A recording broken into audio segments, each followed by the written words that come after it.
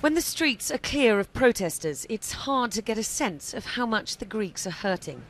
Even after the drama of the week inside Parliament, come the weekend, Athenians still fill the main shopping boulevards. Cafes pulsing with life as the well-to-do sip lattes. There's still conspicuous wealth on display. Down at the marina, a father and son fish beside their yacht, a chance to get away from the endless talk of crisis.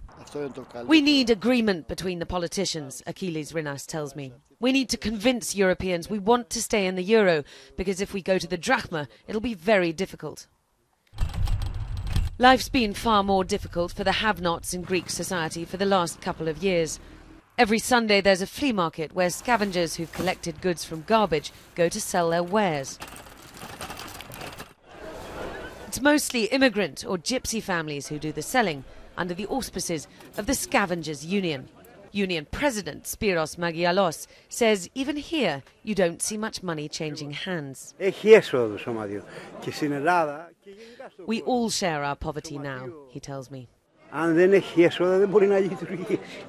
Christos Rouvalis comes down here each Sunday.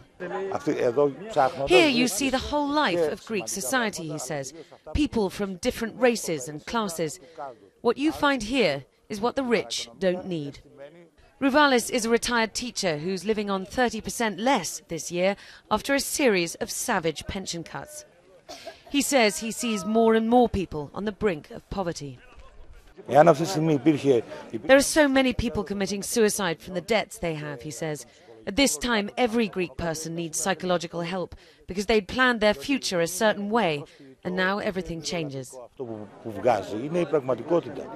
The real Greek tragedy plays out behind shuttered windows. The pensioners who can no longer fill their fridge. The newly unemployed scouring the internet for jobs.